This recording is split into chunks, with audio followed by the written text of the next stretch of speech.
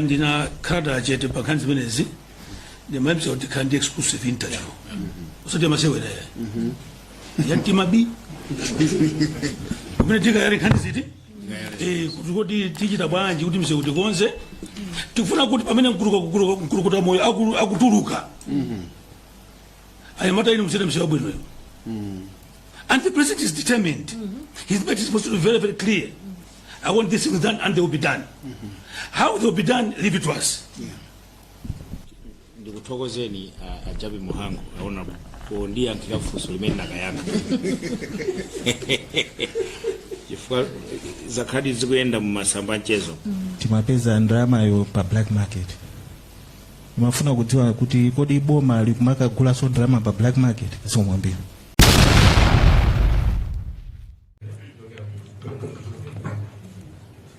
Amene maforogoza iboneka kuti kunjawo pa Malawi ambakali kukweza mitengo ya nkhani ya maendedwe. Sikudziwa zoti amene mukufuna mukonzeso muchite zotani chifukwa ambiri akakweza mitengo chonchi makhala zoti ndiyokhazikika. Funso lina pamene mwina ndondomeko zimenezi zikupita patsogolo anthu ayembekezere zotani pa nkhani ya kukwezedwa kwa malipiro kwa anthu ogwira ntchito mboma ziko.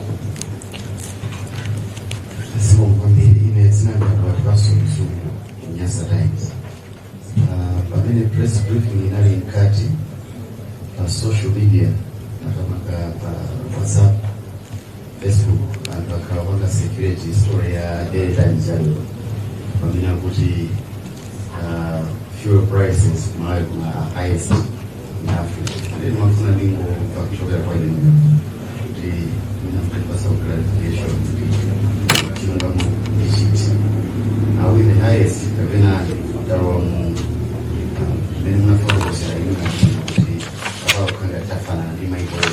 and this will help in curbing smuggling of fuel products. Thank you.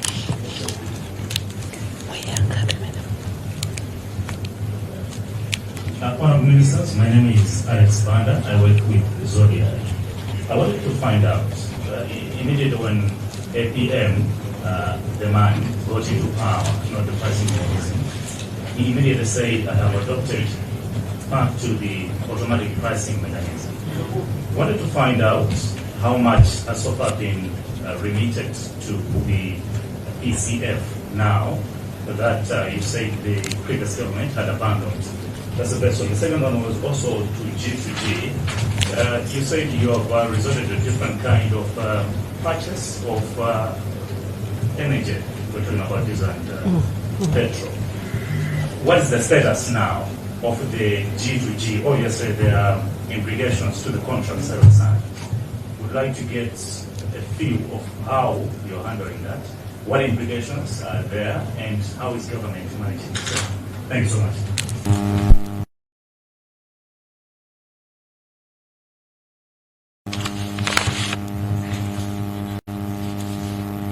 So when we want to make a second, kuchokera ku ITM online TV. Kusura kalibira kwa anduna azaineke. Muzina sinema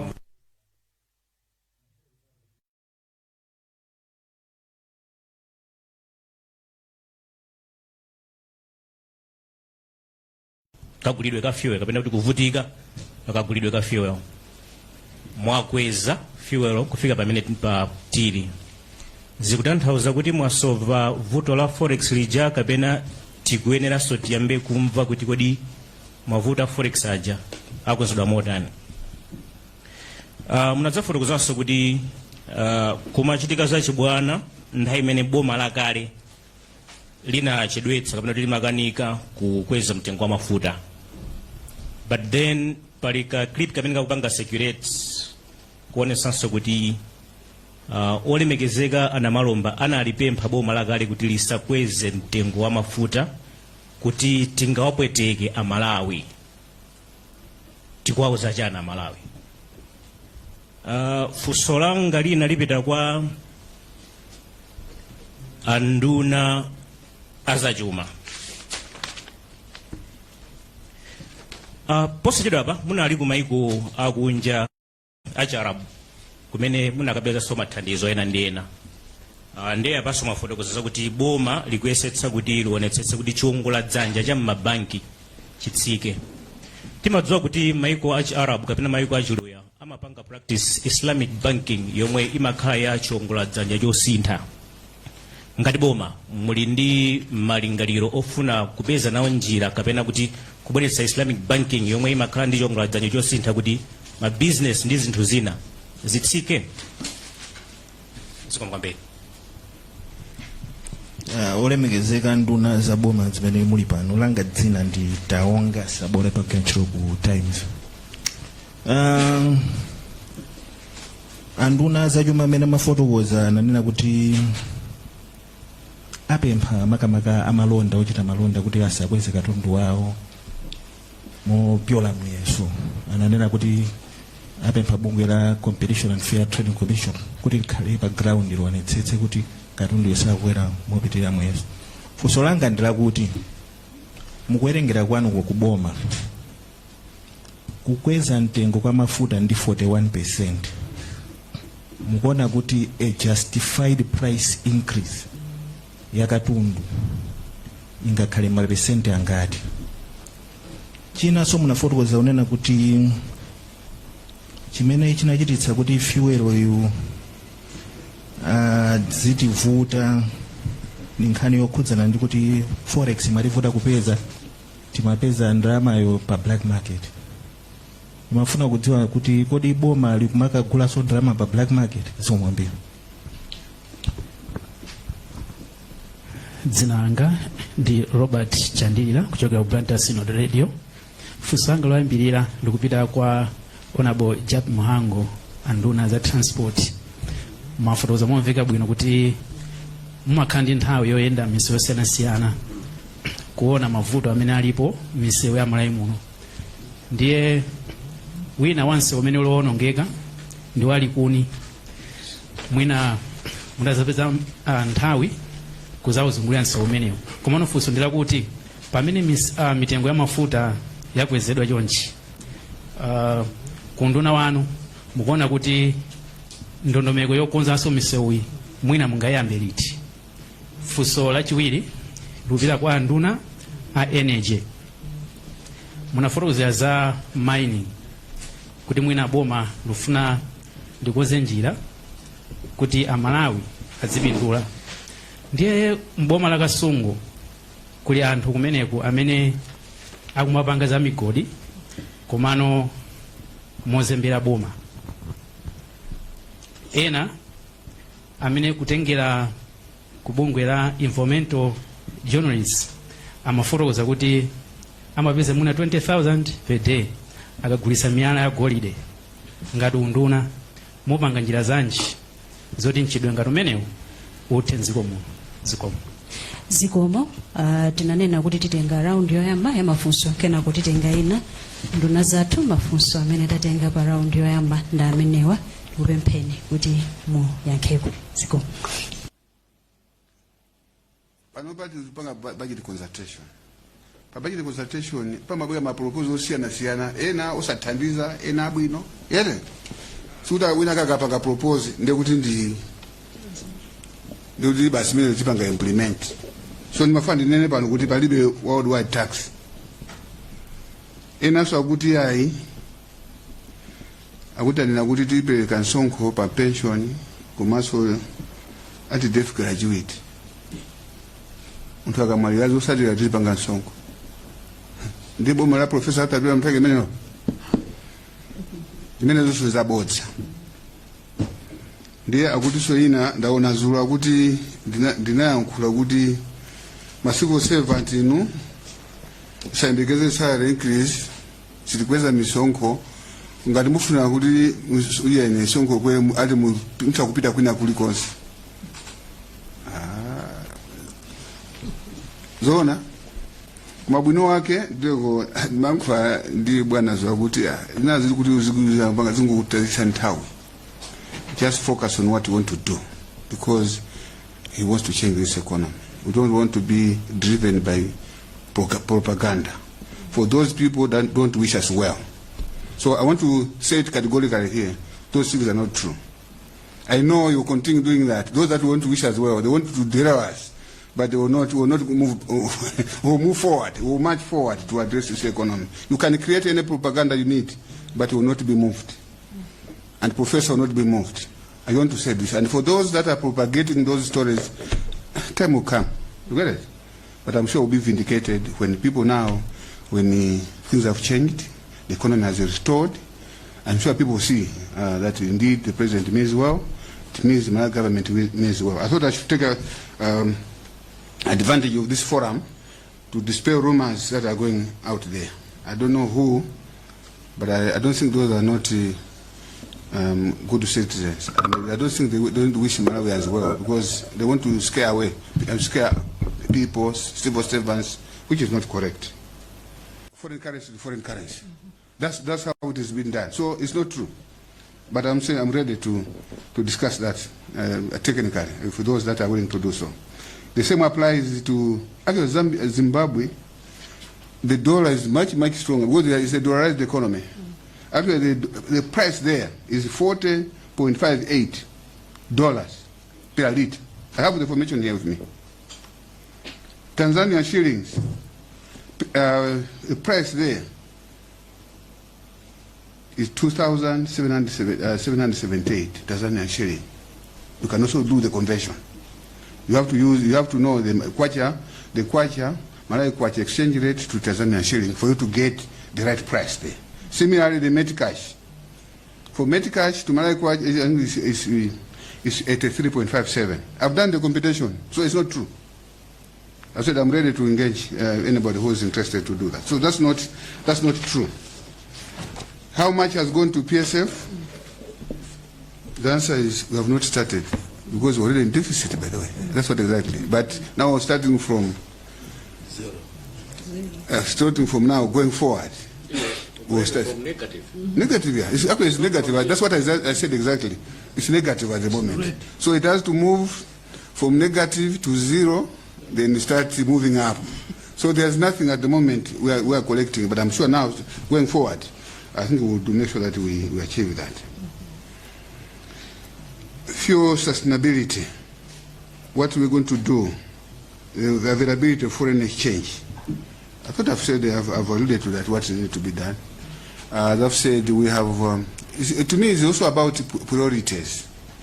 You will see that we have fuel now, the reserves are improving because we have taken fuel as a priority. Foreign travel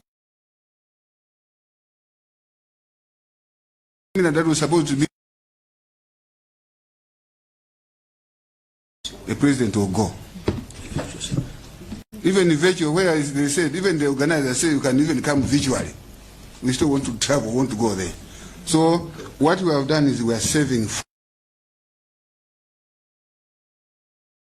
where we think is needed the most. That's what we are doing. You have asked about our trip to Gulf region, the Gulf region.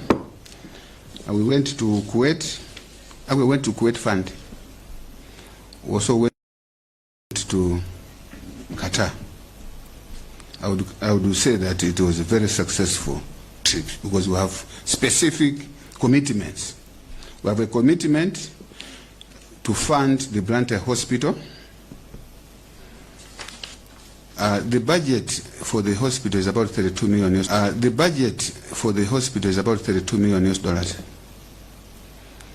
The Kuwait Fund has committed 15. I'm sure you're able to read 15 million. And they are co-financing that with the Saudi Fund, another 15. But they have left the 2 million that we should also contribute for ownership. They want also us to have ownership. Otherwise, if it's entirely, we may not see the need. So they have said that also we need to contribute $2 million US. We also got a commitment from the Saudi, now Abu Dhabi, to rehabilitate Chileka Airport. I'm sure you and me, it is an eyesore. We need to do something for Chileka Airport. And even the road going from Blantyre, from the Chileka roundabout, want that to be done. Maybe some interchange somewhere there. So that also the Abu Dhabi Fund. They have said they are going to look into that. In fact, they were asking us to do application. What we are doing is, after the meeting, if they tell us that you need an application, immediately we'll sit down and do an application there and then, and submit. And we would call even the designs, proposals, all that. So we submitted there and then while we were there. We have submitted all those proposals. And the Kuwait, they want to support us on this Maka Mona Fatima Road. They have also committed to give us that money. In addition to that, they also referred to a foundation owned by the Emirate to give us food. Just yesterday, they said they had a meeting. They were asking us how much, if we were to buy food, how much the price of, whether do we need flour, do we need maize, all that, and what should go with it. We have just submitted. So that's what we. So in terms of whether or not we want to bring Islamic banking, I don't know how that question is coming in, because it's not. We have been dealing with the Kuwait Fund. We have been dealing with the Saudi Fund. I'm sure you have seen bills in Parliament. We have been dealing. It's not the first time we are doing that, and it has nothing to do, because Islamic banking, as we said, they don't accept interest rates. I think the principle of Islamic banking is profit sharing or loss sharing. They don't charge. So it's not applicable to the institution that we visited, including Kuwait Fund, Saudi Fund, Abu Dhabi, as well as Qatar. So there's no issue about religion in this. And my good friend Taonga, you want to say, what is the justifiable price of goods and services? I'm sure you agree with me that there's no price, single price. It varies from commodity to commodity. You get it? There are some who are purely local. The foreign component is not there. Am I right? There are some, there's more foreign component. They use a lot of foreign components. You get it? That they'll be they may not be affected with this. You get it? So it varies. I can't give you a single price for all the commodities. It's impossible. You get it? But as I've said, we'll monitor. We want to make sure that when people are charging, they need to give a reason, reason why they have done the adjustment, and they will be discussing with the relevant institution, Competition and Fair Trading. Then there's the issue, and we also did ask whether do we buy also black market. I've said no, we don't buy, we go through the banks, but also because of scarcity of foreign exchange in the banks, they also charge, plus when you establish letters of credit, they are pricing that goes with it, arrangement fee, commitment fee, and also a premium. So we don't necessarily trade at the official rate because we are using what we call letters of credit. That's the issue. Thank you very much. Thank you very much. There was a question from Zodiac. Yeah, G2G. Where are we with G2G contracts? Let me mention here, as directed by our president, as you know, Tabanga migrate from G2G to open tender system. Now on G2G contracts, we only had 2 contracts signed with the government of Oman and UAE. So on those 2, it's only government of Oman some supplies, whilst on UAE there's nothing. So we are discussing with Minister of Justice how do we get out of these contracts safely. But as you all know, any contract has a lifeline, so it can't be forever. But as we speak, I think that it's almost 6 months. So there's a contract signed, 6 months, no supplies. What do you do with that? So that's what I can share on G2G, on the 2 contracts. Now going qua Blanta CCP, you talked about gold mining. Let me say that gold mining is not only in Kasungo. I think it's in many other areas in the country, from Chitipa all the way to Nsanje. There's that alluvial gold mining taking place. So Panopa, what we're doing as a ministry is to organize that sector. We are organizing those gold miners, the artisan miners, into cooperatives. Want to put them into cooperatives for these reasons. The first one is to reach out to them on issues of safety. So the issues that you have heard, mines, atani, so we need to reach out to them. Commanding at individuals, it will be difficult. So we want to put them into those cooperatives, reach out to them with messages as safety, security, environment, because there's a lot of alluvial land that is being lost. So we need to reach out to them. But after mining, they need to learn how to refill and put mitengo back onto malandi ngaramene. Komanso, there are issues knowledge. We want to impart knowledge. What implements should they use when doing the mining? But most importantly, we want to provide a market. Because what is happening is, okay, the government gives the mandate to Reserve Bank and Mamiko to do the buying of gold. We've seen an influx of illegal buyers of gold. Not mining, I'm sorry, buying of gold. But we have seen a lot of illegal miners coming. The bank encourage all that. So we want to make sure we provide a market as a government to make sure these organized miners should know where to go with the gold that they are mining, so that it starts benefiting the country. So that's one of the things I was saying. But as a country, we should start benefiting from the mineral resource that we are holding. I think there was another one from Malidadi on nkhani ya Honorable Namalomba refusal. You are the pompano as Ankiraoka.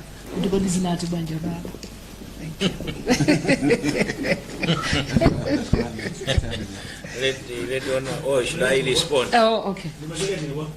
Maliza ndikamaliza kasiriyanka umukwanira This one. That's a political question. I think Mafunso Robura ko in this and Mozed.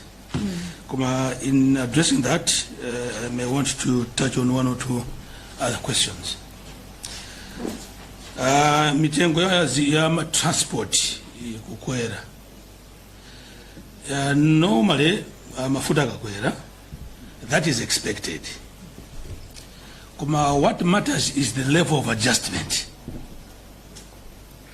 Choncho ifenga tukunduna, supported by the Competition and Fair Trading Commission. I mean, as kala akubanga monitor. Right?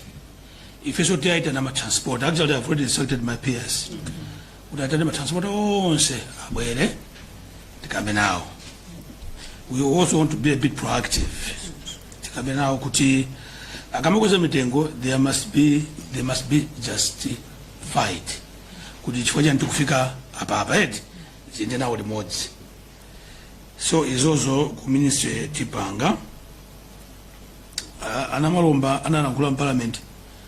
Kuti finally momo ndizo nali gulumene. Yasa zikira woka yankire. Ifetakara kuno lero tuwankhani okura kwa mafuta ndi boma. Siwo chusa ya. Right? Kuno. Boma.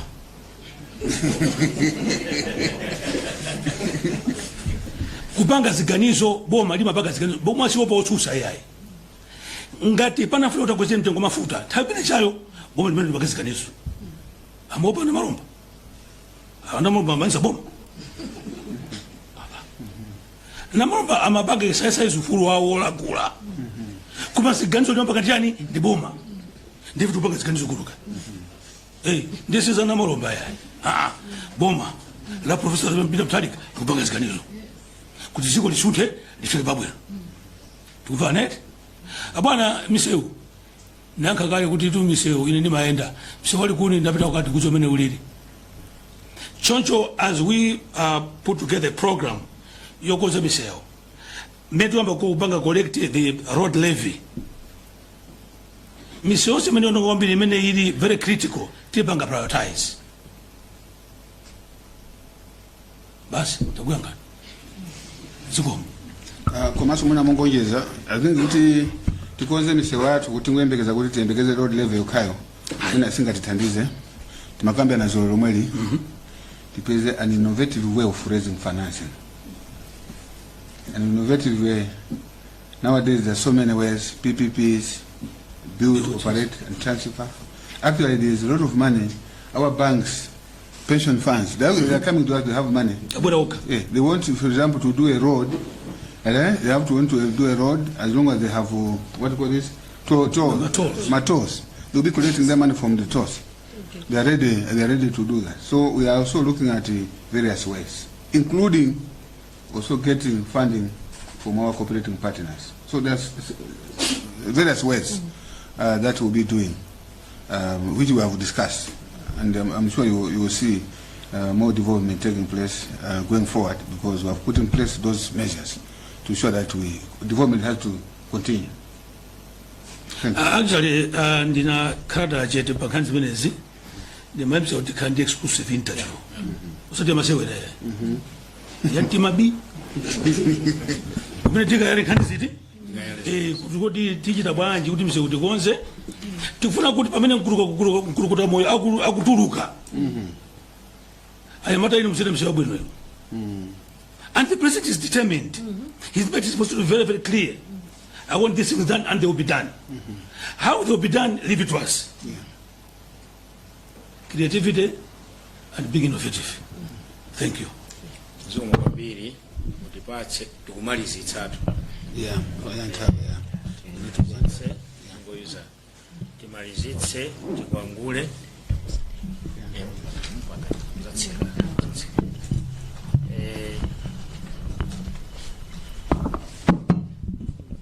Ndikuthokozeni ajabi muhangu aona Ndiyankha Funso limene nakayankha. Chifukwa zakhadi zikuyenda mu masamba mchezo. Kuti kodi munayankhula bwanji. Koma ndimafuna ndingonena kuti pa nthawi imeneyo timauzidwa za G2G. Kuti G2G ikabwera mafuta awadzatsika ndi almost 50%. Nthawi imene amatika $160 per barrel. Ndi amatika bwera G2G tizigula chama 80 cents, chama 80 cents, I think chama 80 cents thereabouts. Now the same government tells you ati kutsitsa because mafuta akudula. Tufuna titsitse tikapitepile ku G2G mafuta amatsika. The same government ikweze. So that was the line of reasoning. So why are you telling us of the G2G if you are saying now you want to increase?